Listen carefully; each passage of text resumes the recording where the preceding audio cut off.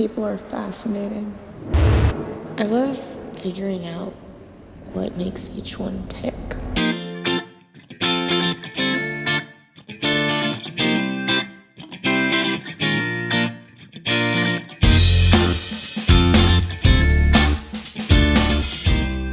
Hello and welcome to Intoxicated Masculinity. If it's the end of the month, we have a What I Watched in Whiskey, the alliteratively satisfying show that I do at the end of each month, where I just sort of talk about the horror movies that I've watched in the month, and I open up a new bottle of whiskey.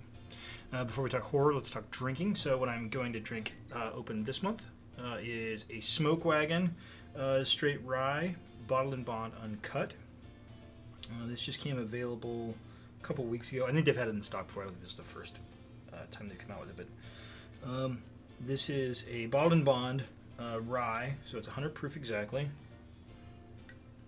And I should probably take the plastic off before I come on camera, but I didn't this time, so you'll have to forgive me. It is a MGP whiskey. You can always tell on the label. I don't know if you can see it on here.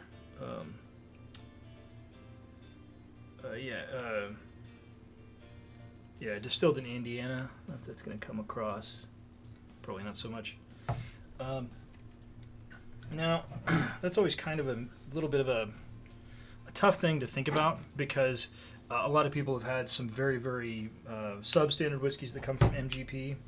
But I will warn you, there's some really, really great whiskeys that come from MGP too. So don't let that be the thing that turns you off of their stuff. It's a really, really big distillery down there in Lawrenceburg, Indiana. And they just put out like kind of a ridiculous amount of whiskey. All right. So here we go. Let's go ahead and pour this. This does not have an age statement on it, but we do know from our. And by the way, I'm not using a Glencairn today. I think just to be curmudgeonly, I think I use Glencairns a lot, but sometimes I like a little rocks glass. Anyway, so as the age, this is going to be at least a 4-year-old. Rye, because that's what it needs to be a bottled and bond product. I would suspect, based on the pricing on this one, that it's probably going to be a little older than that. But let's see what we think of it. It's got a very warm nose. I would say more spiced than spicy. Also, I should say this is a 51% rye mash bill, so it's not going to be that sort of typical MGP 95% rye. Let's see what we think of it.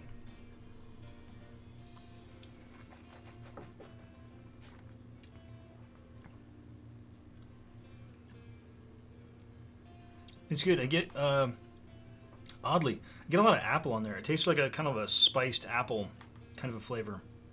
It actually reminds me a little bit of Four Roses. It's interesting. On the very, very initial palate, it tastes a little bit thin.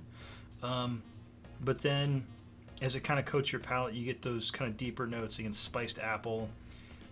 Not spicy like you're eating salsa or something like that, but kind of a nice warm little spice flavor.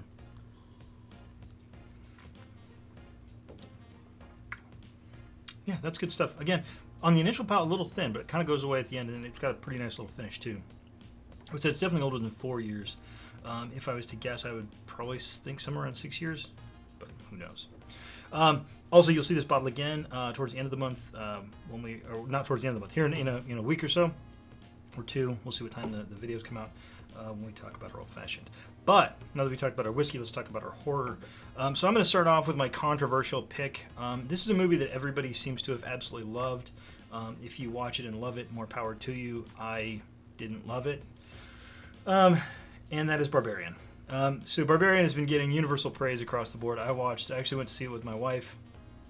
I thought the first act, and by the way, I'm going to talk a little bit spoilers because I think I have to with this one.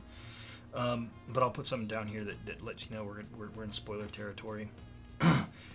I thought that the first act was pretty good. I think Georgina Campbell and Bill Skarsgård are good in it.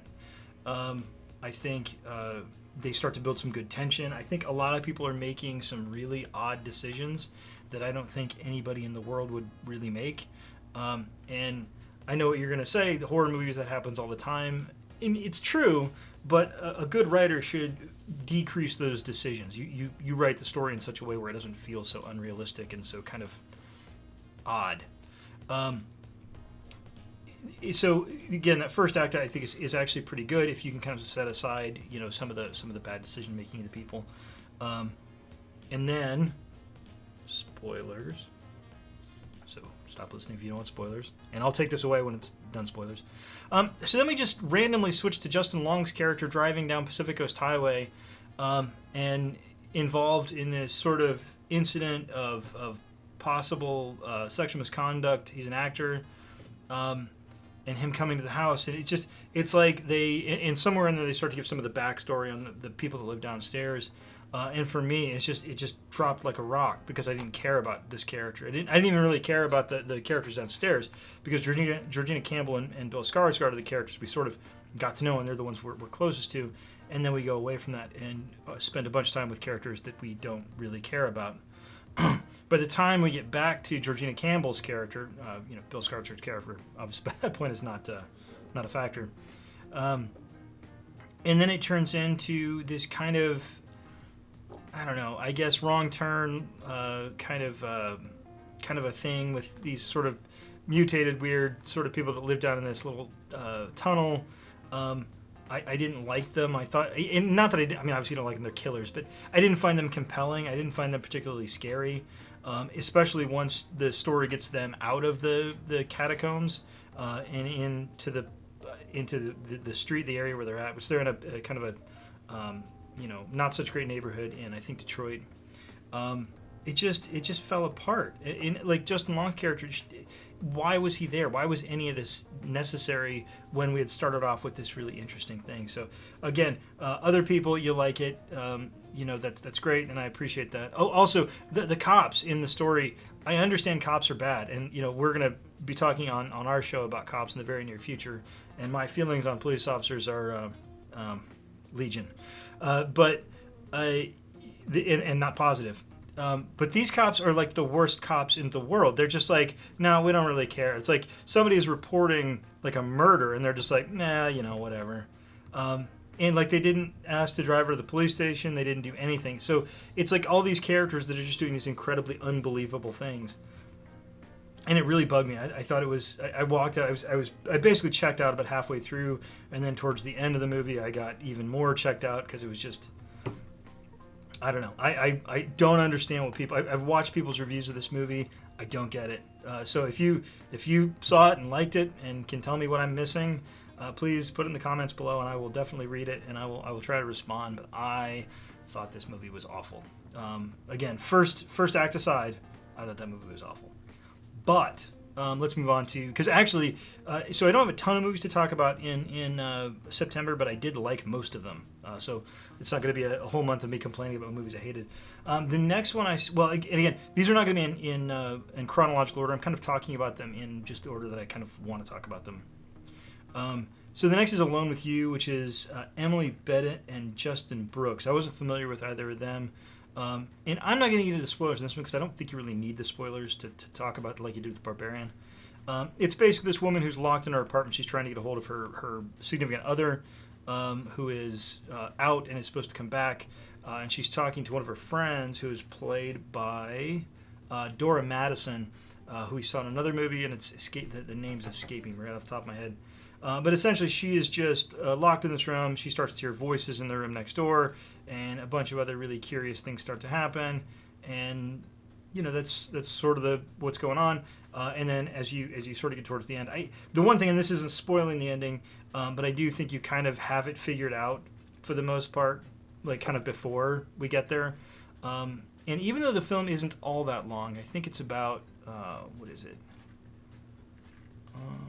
An hour and 23 minutes. It does feel like it's maybe 5 or 10 minutes too long, like right towards the end. I think the first hour is solid, and I think the last 20 minutes, it kind of like they underestimate how much we, the audience, have kind of figured out by this point.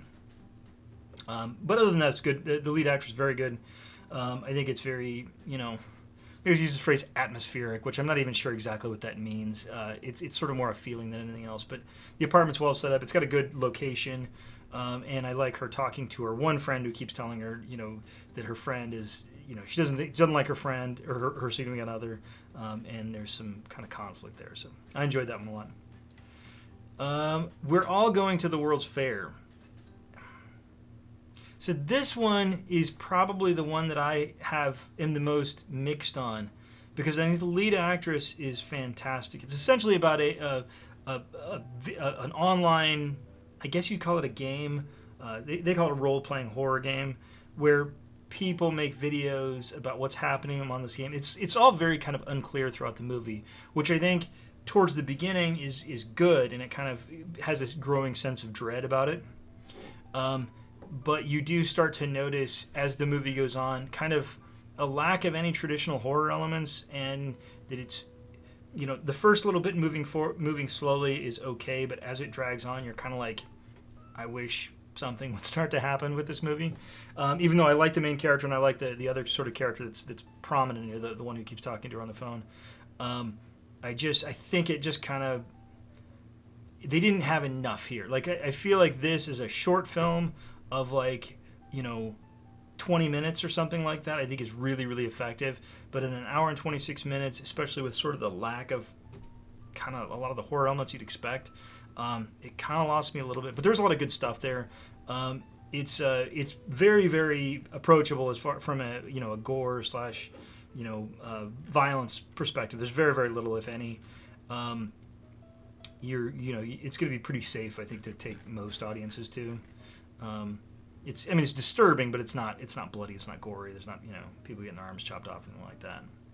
So again, I liked it. I didn't love it. I thought it was interesting, but I had some problems with it. And again, lead actress really, really good. A lot of credit to her.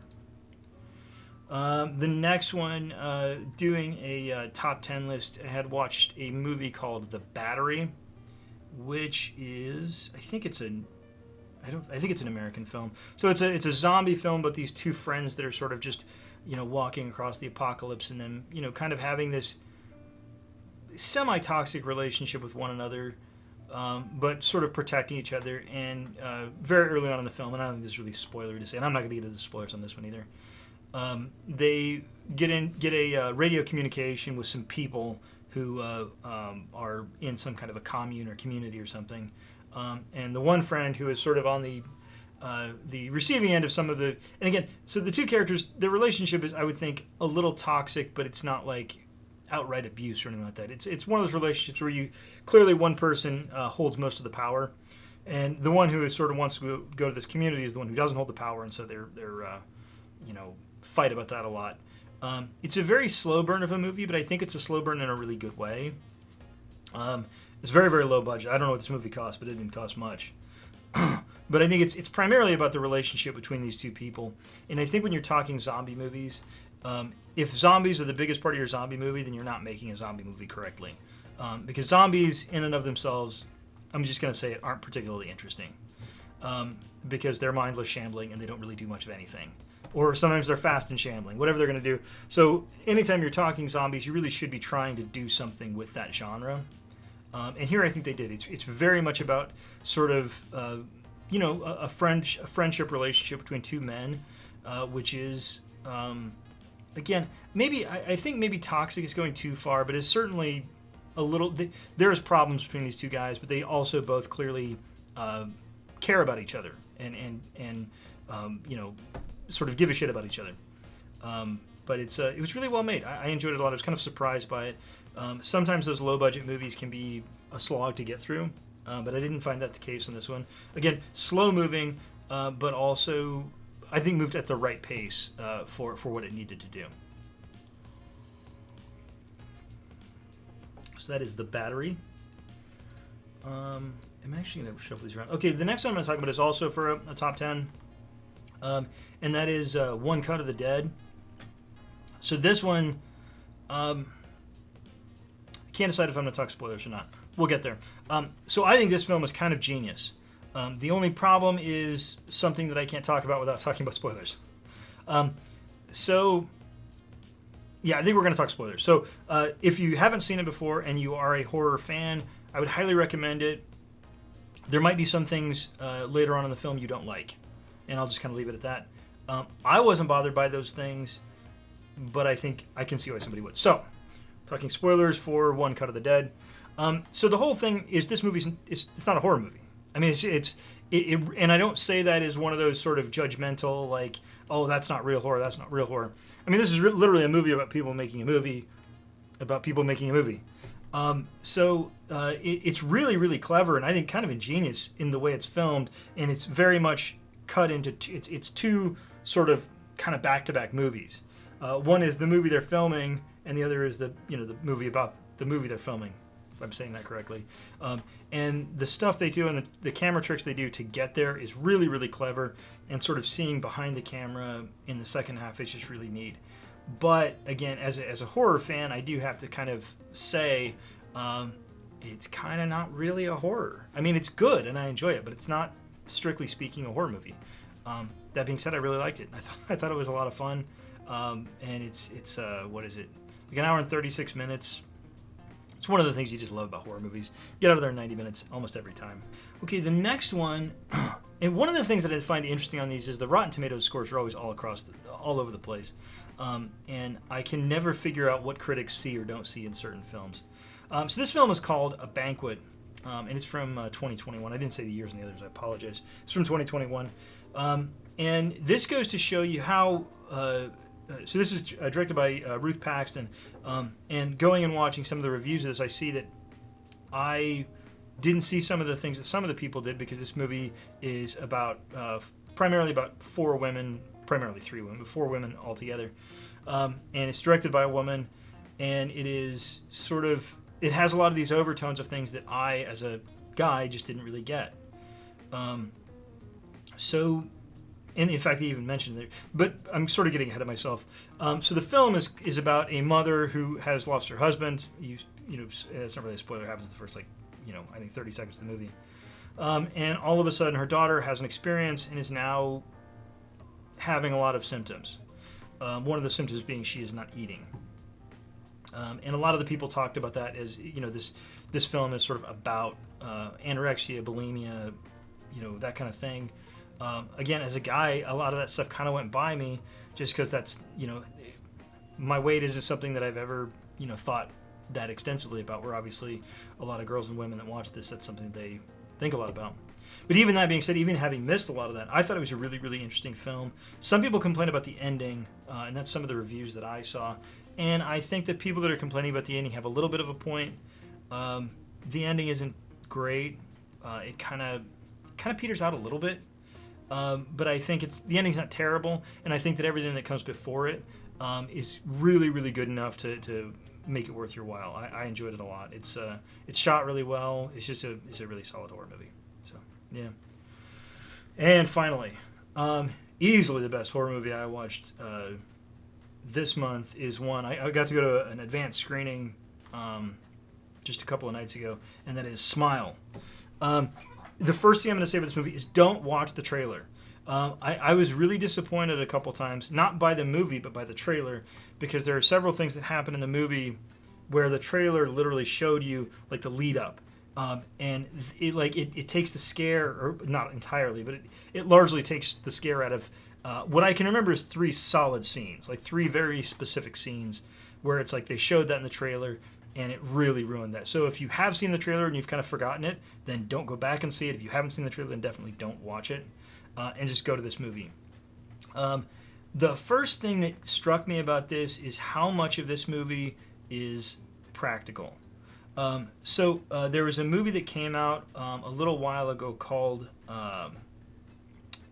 Truth or Dare, I think, where it's a bunch of kids playing Truth or Dare, and every time this spirit takes over them, they have this really, really embarrassing, like, Instagram filter smile, which is supposed to be terrifying and is, kind of hokey at best and laughable at worst. Everything here, the smiles are all real, and the people's smiles in this movie are creepy as shit. It's really, really good.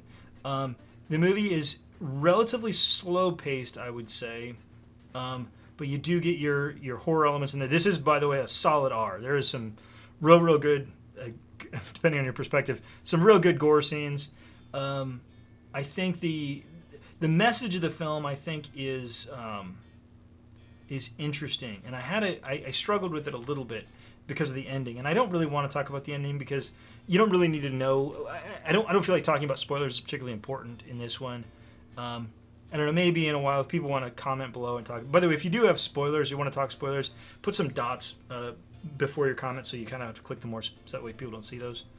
I did have some questions about the ending, but everything else in this movie is just super solid. It's paced perfectly. The lead actress is great. The demon, once you kind of finally see him a little bit, is great. I don't know. My biggest problem with this is that trailer just really killed the shit out of some great scares, and it really pissed me off. We can see our friend back here.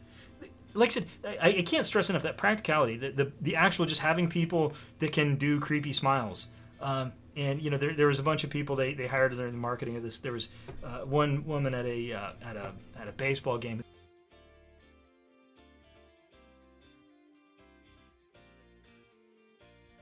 They hired to just sit behind, you know, a home plate and just smile, which is just super creepy.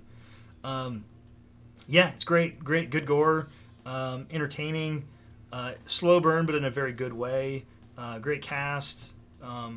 Yeah, just really good across the board. Can't say enough about that one. But again, for the probably fourth or fifth time, stay away from the damn trailer. So that's everything I watched in September. Not a super busy month for horror movies, but it was mostly good. Again, Barbarian's that one that I don't get it. You know, tell me what I'm missing. But I thought that movie. I walked out of that movie thinking, wow, this is a pretty mediocre horror movie at best. That kind of feels like a Wrong Turn ripoff or something like that. But each to their own. If you liked it, by all means, like it. Next month, I feel like being October, there's definitely going to be a lot going on. We got the new Halloween movie coming out. There's so many things coming out. The new Hellraiser. It's gonna be a jam-packed month. So I think next month is gonna be kind of a big episode, and I look forward to it. All right, so that's all I have for September. I want to thank everybody for watching. Please like, share, and subscribe. And have a good drink.